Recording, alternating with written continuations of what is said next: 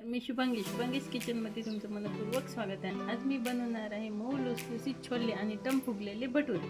तर आपण आता भटुऱ्याचं भिजून घेऊया. त्यासाठी लागणारं साहित्य बघूया. 2 वाटी घेतले मी मैदा, अर्धी वाटी घेतले रवा, अर्धी वाटी घेतले गव्हाचं पीठ, 2 चमचे घेतले पिठी साखर, 2 चमचे घेतले कच्चं खायचं तेल, अर्धा वाटी घेतले दही, अर्धा चमचा घेतले बेकिंग सोडा आणि 1 चमचा घेतले मीठ. चला तर आपण आता भटुऱ्याचे भिजवून घेऊया. त्यासाठी सर्वात आधी घेतले मी मैदा, आता टाकायचे रवा, घ्यायचे गव्हाचं पीठ, ती पिठी साखर, आता घालायचं आपल्याला कच्चं तेल, आता घालायचं आपल्याला मीठ, आता घालायचं आपल्याला दही,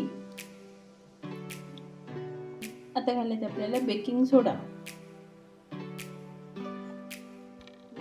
आता हे छान आपल्याला असं मिक्स करून घ्यायचं आहे आणि आपल्याला हे कोमट पाण्याने भिजवायचं आहे.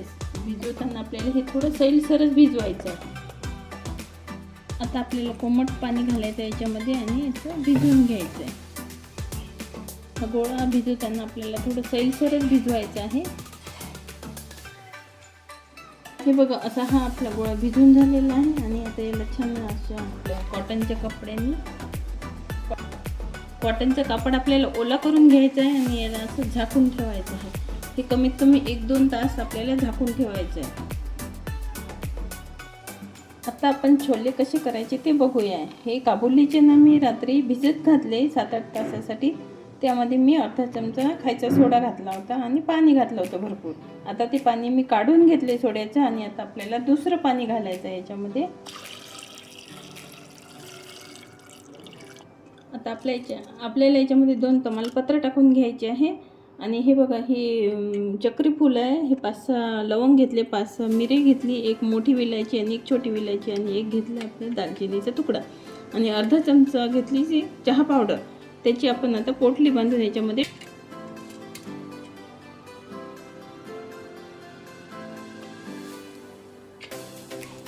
याच्यात आपल्याला अशी ही पोटली तयार करून घ्यायची आहे. कॉटनचा छान पातळ कपडा घ्यायचा आणि त्याची अशी पोटली तयार करायची. चहा पावडर याच्यासाठी घेतली आहे आपण, त्या छोल्याला छान कलर येतो चहा पावडर. हे बघा, ही आपल्याला पोटली आहे त्याच्यामध्ये सोडायची आहे. हे बघा, असं एवढं पाणी घेतलेलं आहे आणि आता आपल्याला बंद करून यायची. फुल गॅसवर 1 शिट्टी आणि कमी गॅसवर 3 शिट्ट्या. हे बघा, आपली याची अशी खूप छान अशी शिजून मऊसूत तयार झालेले आहेत. आता आपण याचे फोडणीचे साहित्य बघूया.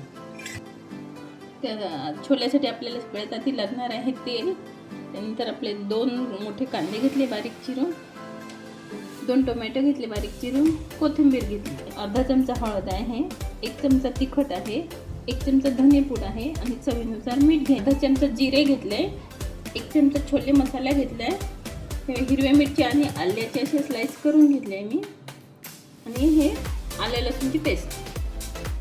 चला तर आपण आता फोडणीला सुरुवात करूया. आपल्याला कढई छान गरम करून घ्यायची आणि त्याच्यामध्ये घालायचं आपल्याला तेल. तेल गरम झालं की आपल्याला याच्यामध्ये जिरे घालायचं आहे. जिरे तडतडले की आपल्याला कांदा घालायचा. कांदा थोडा लाल झाला की आपल्याला त्याच्यामध्ये आले लसूणची पेस्ट घालायची आहे.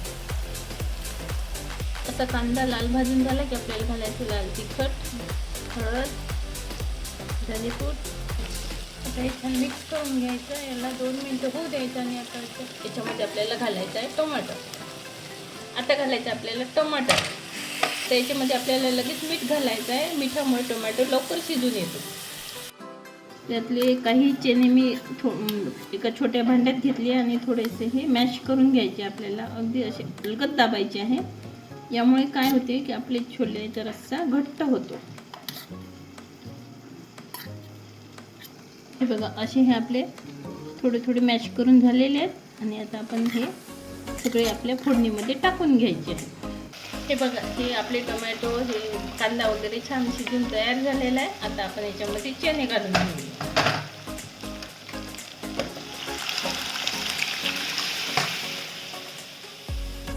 आता हे पण मॅश केलेले चणे आपल्याला घालून घ्यायचे ह्याच्यामध्ये.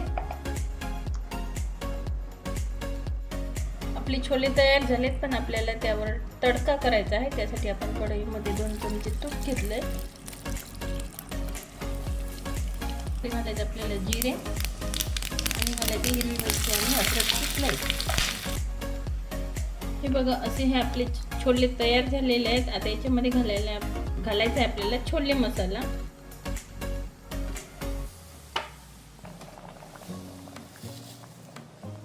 आता घालायची आपल्याला कसुरी मेथी. मी साहित्यामध्ये सांगायचं विसरली, पण आता घेतली. आणि हे आपल्याला अशी छान घालून घ्यायची आहे. आणि आता घालायची आपल्याला भरपूर कोथिंबीर. आणि आता आपल्याला घालायचा आहे तडका. आता भटुऱ्याचा गोळा आपण थोडंसं हाताला तेल लावून मळून घ्यायचं आहे.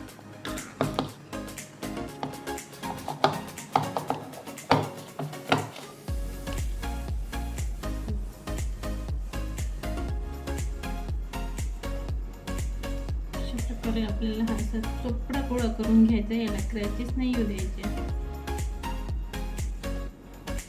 याला असं भरपूर तेल लावून आपल्याला गोळे करून ठेवायचे आहे. मी पोपाटाला पण तेल लावून घेणार आहे आणि लाटण्याला पण थोडं हात फिरवून घ्यायचं. आणि असं आपल्याला गोळा घ्यायचा आणि हा गोळा आपल्याला असं खूपदा पलटी नाही करायचा, एकाच दिशेने लाटून घ्यायचा आहे. हे बघा, भटुरे लांबटच असतात. तुम्हाला गोल करायचे असतील तर तुम्ही गोल करू शकता, पण उचलताना तो लांबटच होतो.